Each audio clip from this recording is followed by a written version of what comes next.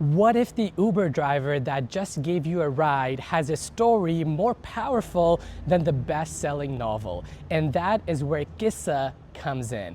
Let's go have a chat with one of the co-founders and see what this journey is all about. My name is Haroon, and I immigrated to Canada from Pakistan in 2019. And I am a writer. I've published 5 books, and a lot of the work that I do is around history, culture, oral histories. In addition to that, I was a teacher in Pakistan, and I've done multiple roles in nonprofit. And now I live in Toronto. The idea of Qissa came very early to us in our immigration journey, both my wife and I, Anam. So as soon as we moved, we were still kind of discovering our feet in Canada, and we really were thinking about, okay, how do we bring in our artistic work, which is based on oral histories, to Canada? And I think one thing that was kind of very stark to us right from the start was this narrative of immigrants and refugees in Canada. So the idea that all and all immigrants who come to Canada, the idea of a grateful immigrant, the idea essentially, so the idea was that in many ways we were very critical of how stories of immigrants were being told and framed in Canada through a Western gaze. So we kind of wanted to disrupt a bit of that. So the idea of Qissa as an organization really started right at the beginning. How can we transform our oral history work into Canada, and how can we tell the stories of immigrants beyond the Western gaze? Qissa in Urdu or even Hindi, Punjabi, is actually a word that's used in multiple languages, means story. But Qissa can also mean storytelling.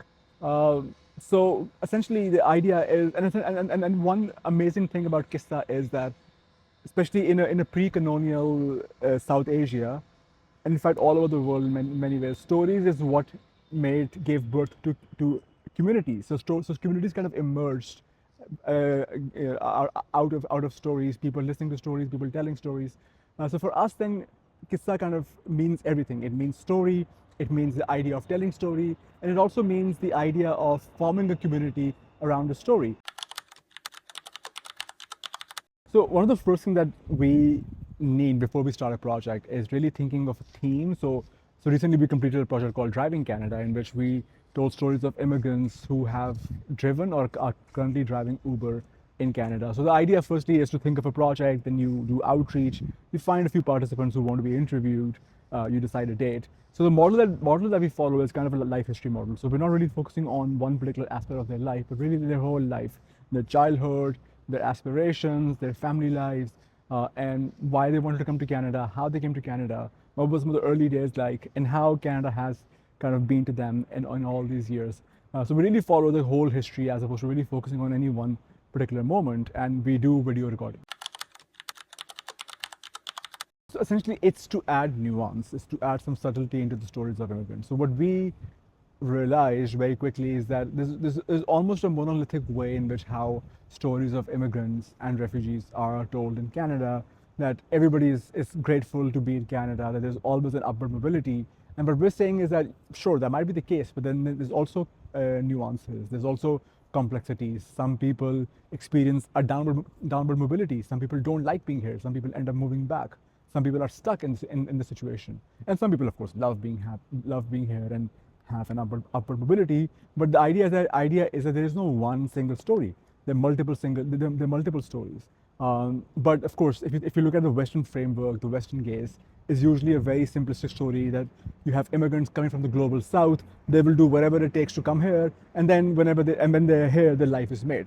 Whereas it's actually much more complex. Some people had a great job back in their home country, and now they come to Canada by essentially and by giving up on all their resources, and now they find themselves here either driving an Uber or stuck in a job that they don't really love, and now the idea of them going back just becomes much more difficult because of all the financial decisions that they've made. So essentially it's a complex story. So the idea is to kind of really talk about stories of immigrants in a complex manner, as opposed to it being a simplistic manner. And our goal is essentially to have this museum of immigration in Canada, where we tell stories of immigrants and as immigrants themselves in their own words. So not kind of telling broader stories of what immigration should look like, but rather immigrants taking the lead on how their stories will be told.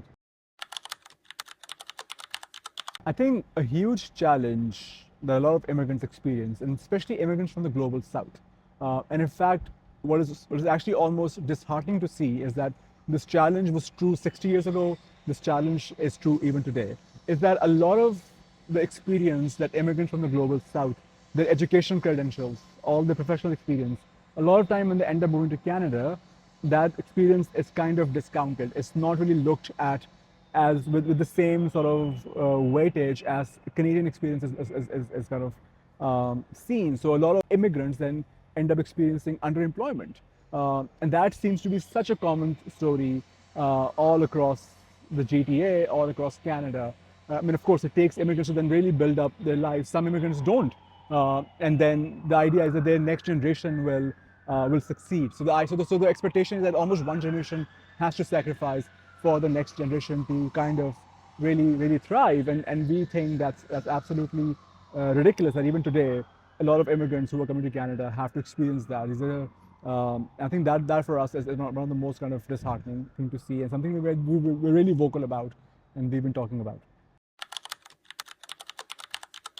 I think there's so many. I mean, if you are a doctor trained from Pakistan and India, it becomes almost impossible for you to practice here. IT, banking. I mean, and you think of any industry, and you have the top specialists from that industry, from India, Pakistan, from Bangladesh, from Sri Lanka, coming to Canada, and then almost starting from the scratch. I mean, this was our experience as immigrants as well. So in many ways, it was coming from this knowledge is very much a lived experience of us as immigrants. But I feel like it actually runs true for all professions. The challenge becomes pretty much very hard, especially for licensed professions. So healthcare, nurses. I mean, those kind of professions becomes even more heightened. And the irony, of course, is that there is doctor shortage, there's shortage of healthcare professionals, and you have people driving Uber, people driving taxis who can practice right now, but because of bureaucratic reasons are not able to.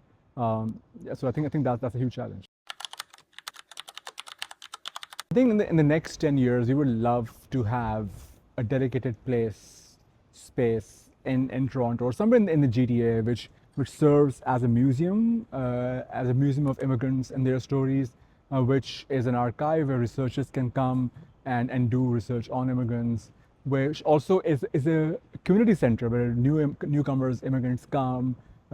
They have all sorts of programming, mentorship, and other kind of community engagement programs. And then also thinking of that as an artistic space where you can have music, where you can have dance, where you can have storytelling, where you can have theater. So really, essentially, have a physical space which is a museum / community center / an arts organization. Assalamu alaikum. My name is Harun Khalid, co-founder and executive director Qissa, and today I had the privilege to speak with GTA Muslims today. And if you want to learn more about Qissa, you can visit our website at qissa.org. So that's qissa.org, or you can follow our work on LinkedIn. Have a wonderful day. Take care.